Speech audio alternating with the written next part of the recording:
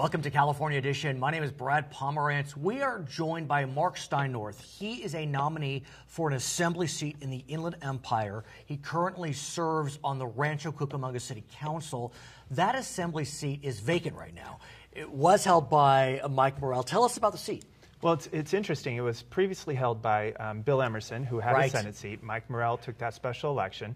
And now, subsequently, it's an empty seat. It includes the cities of Rancho Cucamonga, Redlands, Loma Linda, Highland, and about 68% of San Bernardino.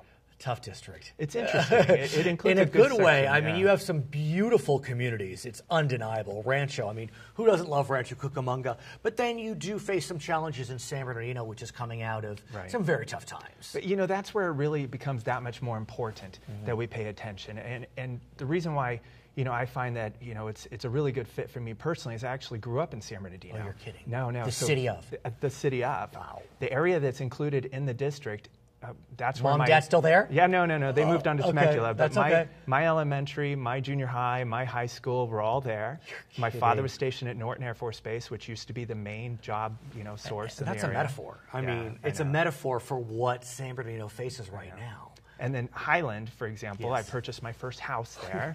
I started a pizza chain with my first pizza location there 14 years ago. Do you still have Everybody listens. Yeah, no, it's still in operation. May I ask the name? Effective. American Pizza Company. Is it a franchise or? No, I just grew up to 5 locations and then I shrunk it back down to 1. Okay, well, we'll have to go get some pizza. Yeah, 425-8912. Fair enough. Fair. Did you deliver? Yeah, of course. So tell me more about the love of the district. I mean, you know, now you're in Rancho, which is a beautiful community, really has grown up nicely. San Bernardino, it's got to be hard for you to see the challenges it faces. Well, you know, the challenge San Bernardino has, and a lot of that eastern side of San Bernardino County, is they do a really great job of raising families, having the children go through affordable colleges, and then because of job opportunities, they move out. And I'm a really good example of that, which turns out to be kind of what we want to try and stop. Because of job opportunities, I moved to the west side of the county, where I ultimately established, you know, my roots and married my lovely bride and started our 2 children. And what's so remarkable about San Bernardino, I assume we're basically around the same age. In I think it was 77, San Bernardino was named an All-American City. I know. So to think, you know, when you were growing up, it was this place. I think Lyndon Johnson visited San Bernardino. I mean, this was really kind of the pinnacle of the Inland Empire. It was strictly tied, really. I think you can see the challenges really was when the job base fell apart. Right. And that's tied in aerospace and Norton Air Force Base. And it's had its challenges from them. But, you know, honestly, I see that as a great opportunity.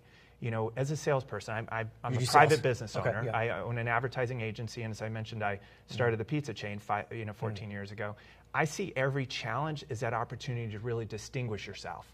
So an unhappy customer is not necessarily a bad thing. That's your time to shine and become a hero. Although San Bernardino, we know, I think the Amazon Distribution Center, is that in the city or the county? It's in the city. So that's good news. I don't know if it's in your district per se, the 40th, but that's, you know, very exciting. It's a step in the right direction. So let's talk about what you've learned through this journey. You made it through the primary, obviously. You are running, it's interesting, we now have a top 2 primary. You could be running against Republican, Democrat, whatever it is, but you now have a Democrat, Republican running against each other in a seat that's considered tight, kind of a swing seat. But I know you're walking. I know your kids are walking, I'm sure. Your wife's walking. What are you hearing from your constituents? Well, it's a great question. Thank you. You know, we joke that when you go into the primary, we call it a marathon, followed by a sprint, that you then get the benefit of a new marathon, and now we're already into the next sprint. So, you know, we are walking. We're walking every single day. We're knocking and talking. We're not just dropping literature. Then we phone bank until about 8 p.m. every single night. It's 7 days a week. It's nonstop. And you're right. Think about this.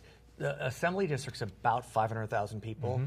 I think the state of Wyoming's about 500,000 people. I mean, this is a huge area. Well, you think about San Bernardino County as its own. I mean, it's the largest county in the United States. I mean, it's huge, 22,000 square miles. Geographic for sure. Yeah, it's so it's what a lot are they of fun. saying? What are they saying to you? Okay, so we know that there's a lot of headlines that are in the news, but when you speak to people, when you're in front of them and you have that little porch conversation, it's all about jobs. It is. Every single time, and we hear it all the time that every candidate running for office, I'm going to create more jobs. I'm going to create It's not more immigration. jobs. It's not the Affordable Care Act. It's not. If you ask those questions, they'll have an opinion. But when you ask them point blank, what is your key care about? What is it that causes you, sleep deprivation at night? Right. It's strictly employment. It's economic issues across the board. Whether they're unemployed or whether they know somebody that's impacting them, everybody has a connection to that issue. And I have to think you see completely divergent, and you hear divergent views. Rancho Cucamonga, everyone's fine there. San Bernardino.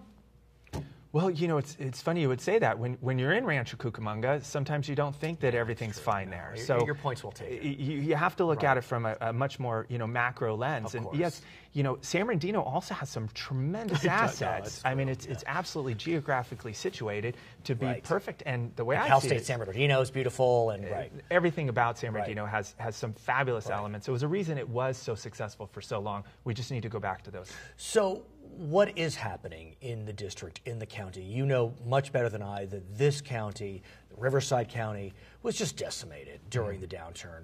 Housing prices fell beyond below you can imagine. I mean, some communities dropped 75%. I mean, it was a calamity. So do you feel as if the county, the region has turned a corner, truly? Okay, on a municipal government level, because as you stated, Rancho, I am a council member for the city of Rancho Cucamonga. They're looking at it as, yes, they've turned a corner. They haven't turned the corner very far, and they don't know if that corner is going to continue turning, but they recognize that there's beginning to be an upstart in the amount of development. There's an upstart in the amount of homes that are being purchased. There's an upstart in the amount of sales tax that's coming into the cities. When you look at some of the other areas throughout that district as a whole, maybe they're not seeing as much. And then, of course, we're having issues with infrastructure decline. When we have lower sales tax opportunities or, the ability, you're not reinvesting into your infrastructure. I want to ask you about your potential move to Sacramento, at least metaphoric move. Of course. Should you be successful, you are running as a Republican, and you will be joining, highly likely, the minority party. Of course. That being said, the minority party has done all right in terms of working with Democrats.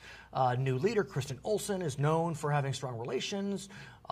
Session's over, and Republicans have been able to participate, despite the fact they don't have a 2/3 in the assembly. Right. So how do you play? How will you play? Okay, well, first we're hoping that we are the minority, not the super minority. Well stated. It's kind of not like 2/3. Yeah, like Snapple. We want to be number 3. Exactly. Yeah, we want to be the minority party. So at least we have relevance back in the budgetary process and dealing with legislation and on committees. But the way I look at it is, I'm a business person. Right. And I always like to hearken back to when Michael Jordan was interviewed and asked whether he would like to speak at the Democratic National Convention in 1988.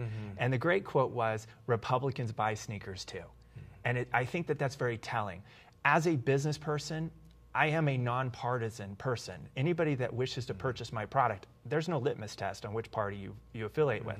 As a council member, I also am a nonpartisan office. Well, by definition, too. As was Kristen Olson. Right. So, She was Modesto. From Modesto City Council, correct. And with the change in the way the top 2 primary works, you're not seeing people run to the far right or run to the far left.